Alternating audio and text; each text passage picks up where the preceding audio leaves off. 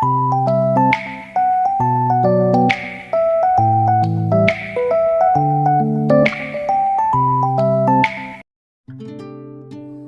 समय पहले की बात है। एक गांव था रामगढ़। रामगढ़ नामक गांव में एक हरिया नाम का किसान रहता था। हरिया बहुत ही मेहनती था। वो अपने बैलों को लेकर अपने खेतों में जाता और दिन भर अपने खेतों को जोतता था। और दूसरी तरफ हरिया की पत्नी गर्भवती थी। इसी हालत में वह हरिया के लिए खेतों में भोजन ले जाया करती थी। हरिया उसको मना करता। हरिया के मना करने पर भी शीला नहीं मानती थी और खेतों में चली जाती थी। फिर दोनों एक साथ बैठकर खेत में ही भोजन कर लेते थे। ऐसे ही धीरे धीरे समय बीतता गया।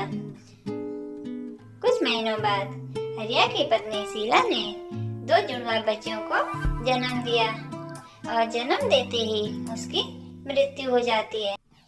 पत्नी की मृत्यु के बाद बच्चों की सारी जिम्मेदारी हरिया के ऊपर आ जाती है।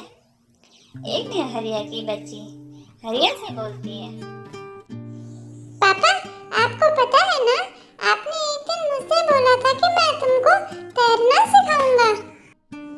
तभी हरिया अपनी बेटी को बोलता है, बेटा आज समय नहीं है, मैं तुमको हर रविवार को तैरने ले जाया करूंगा। और हरिया अपनी दोनों बेटियों को हर रविवार को नदी के किनारे ले जाता है और उन्हें तैरना सिखाता है।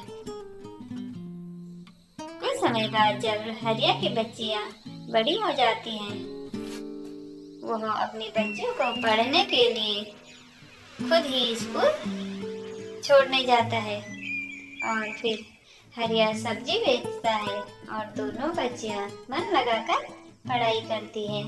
कुछ सालों बाद हरिया की दोनों बेटियां अब बड़ी हो जाती हैं।